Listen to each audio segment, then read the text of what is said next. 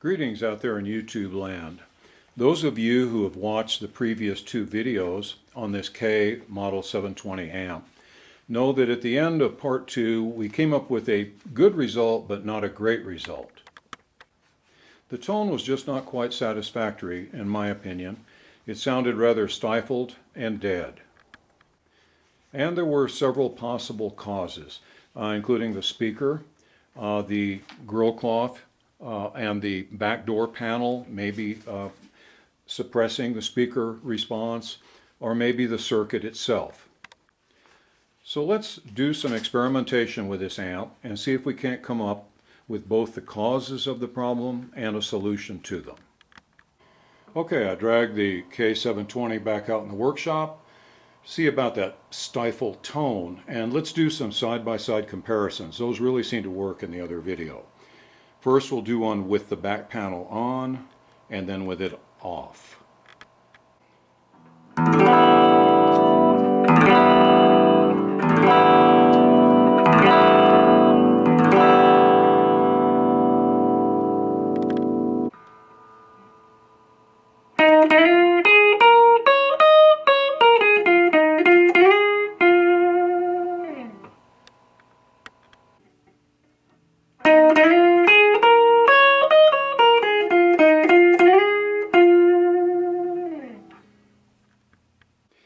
Well, there's nothing like an experiment to determine reality.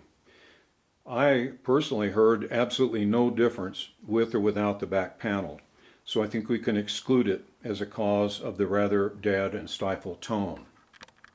That leaves us down to either the speaker or the circuit. And since I don't have a replacement speaker handy, let's start taking a look at the circuit. Now here's something that's interesting. Watch how the tone control works. I'm going to start off here at 0 treble. 9 o'clock. 12.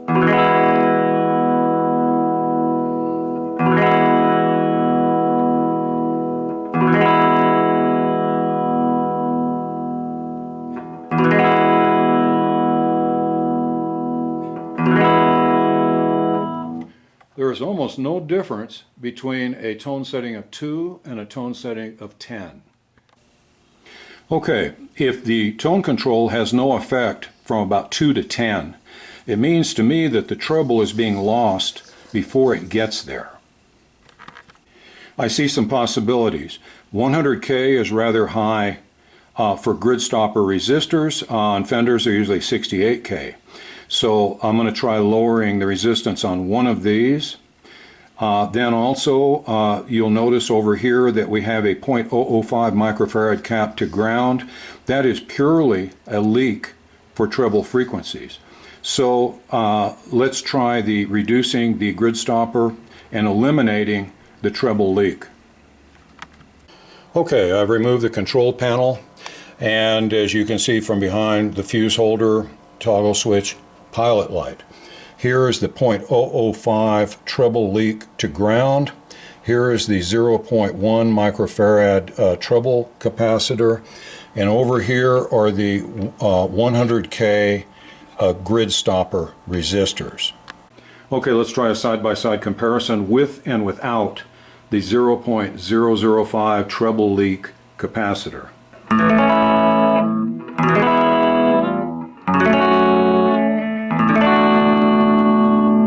That's with.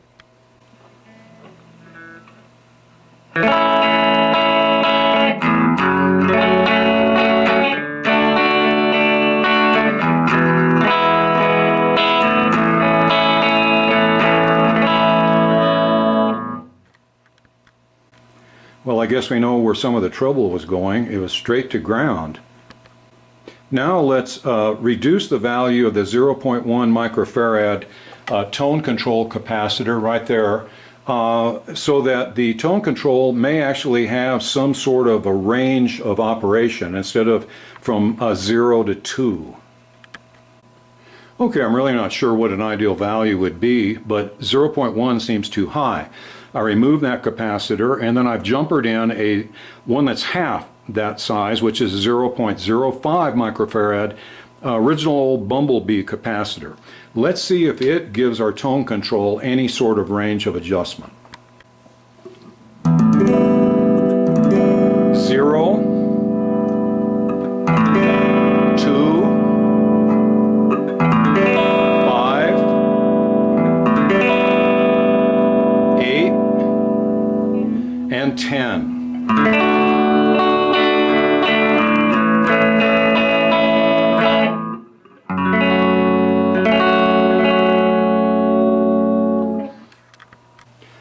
Listen at 10. It seems to me like we found a whole bunch of trouble.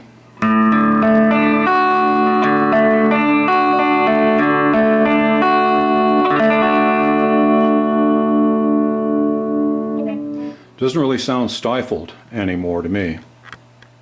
I thought that 0.05 Bumblebee sounded pretty good, but just for a few snorts, let's try a 0.01, which is 1/10 of the value that came from the factory. Okay, here's 0, 2, 5, 8, and 10.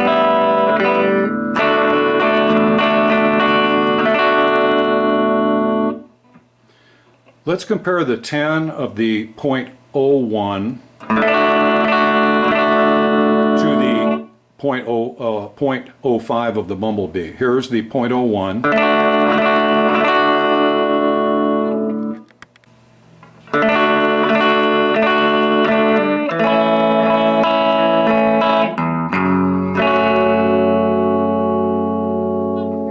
Bumblebee.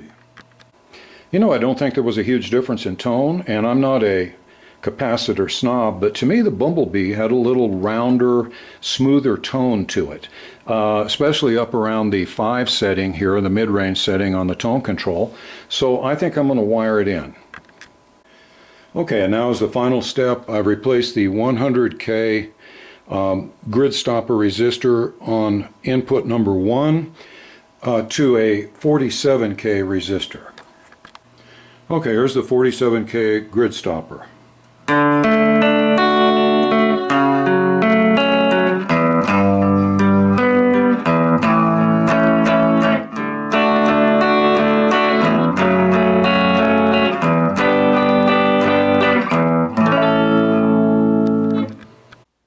Well, it may not have been real evident on the video, but here in the workshop, there was a significant loss of gain and no treble increase with the 47K grid stopper resistors. I tried several different combinations, and each time the 100Ks seemed to work the best. Even though the treble response was still not all that wonderful, at least the gain was maximized. I think there's still a little more treble to be wrung out of this sponge. So let's try an old trick that I've seen in some other amps that I've worked on. And that is a bypass around the volume control for the treble frequencies.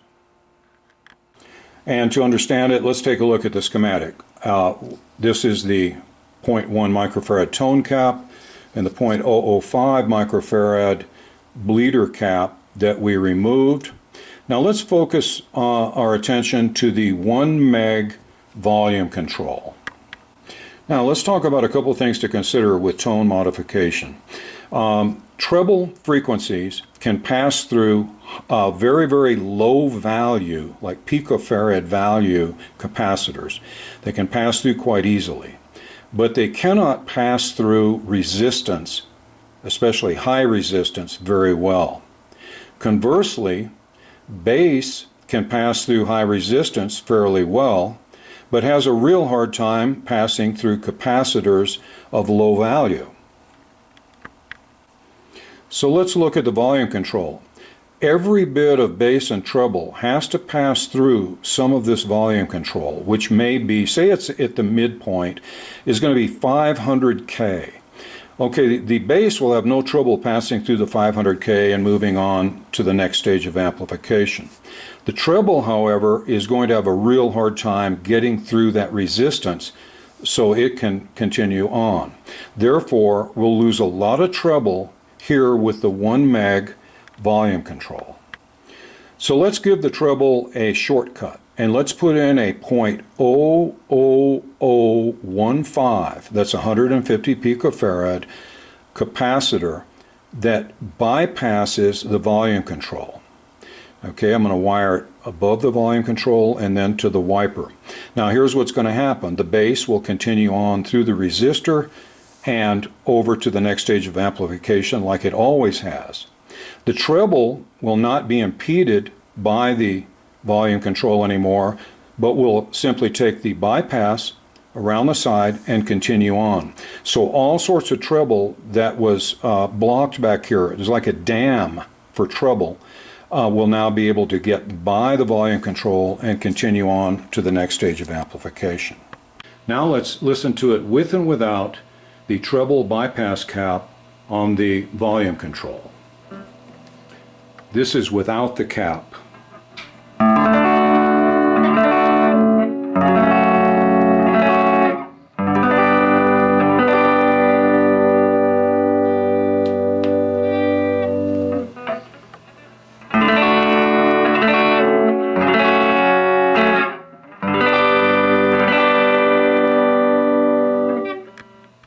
Wow, I think we just found the final bit of missing treble. Also, this proves to me that the speaker is quite capable of portraying high frequencies and therefore can be crossed off our list of suspects. Well, let's go down the line here and review what's been done. First, new toggle switch. Second, a treble bypass cap for the volume control. A reduced value tone cap for the tone control. Elimination of the treble bleed off to ground capacitor, and over here experimentation with the grid blocker resistors and finding that the 100Ks work the best. Okay, so that's it. It looks fairly simple. It's a matter of experimentation until you come up with a tone that you like. Okay, that's about it for the modifications. I've buttoned the amp back up. All 16 of the color match screws are back in that rear baffle. And it's time to listen to this and see how its properties have been changed by the circuit modifications. As it originally was, with both the guitar treble output maximized and the tone control on the amp maximized at 10, you heard very little treble. It was sort of stifled and dead sounding. I think you'll see now, however, that we can tune the tone that we want by altering either the tone control up here on the amp or the tone control on the guitar. And I personally think on your tone controls that you should be able to go past the point that you want. In other words, I should be able to have more treble than I would ever want if I adjust everything pegged to 10. And if I peg everything the other way at 0, I would expect more bass than I could ever want. Therefore, in between, I will find the happy spot that works perfectly for me. But if, when the tone control is pegged at 10, and the guitar control, treble control is pegged at 10, and you still don't have much treble, as this amp was before, then there is no adjustability. So I think we're in a lot better position here with this circuit modification, and let's see, let's check it out. Well, here we are in the amp room with the mighty K720, and we're going to do a comparison between how it sounded in video 2 and how it sounds now after the modifications are made to the circuit.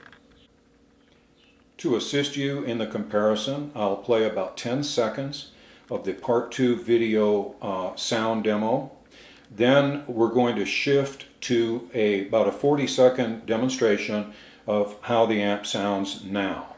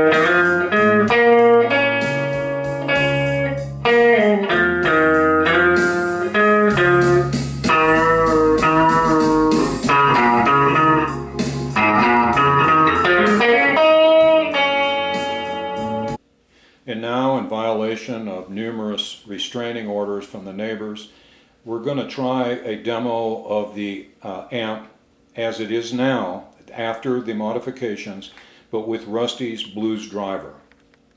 Let's see what you think.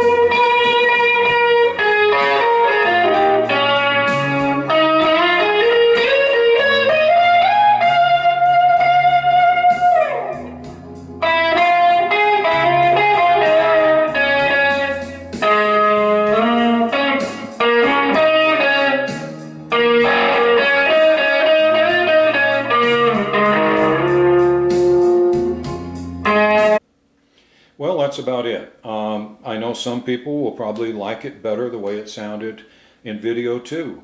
But to me, this is a whole lot cleaner and more versatile. I can adjust from too much bass to too much treble and find that happy spot in between. Also, it should be noted that I do not have a bass guitar or play bass, so I modified this to suit guitar playing. And I saved the components that I removed in a little bag with the schematic with all the changes marked on it. And if I do ever sell this amp to a bass player, I will gladly put it back to the completely original condition. It will take about 10 minutes. So really no permanent harm has been done. It's only been modified to suit its present owner, namely me. Well, thanks for watching what started out as a two-part video series and ended up being 3. I hope that there were some interesting pointers and a little bit of entertainment worked in there, and that you will join me again in the near future for another video. Jack and Rusty and I really appreciate the time you take and your continued interest in comments, and wish you the very best. We'll all see you soon. Bye for now.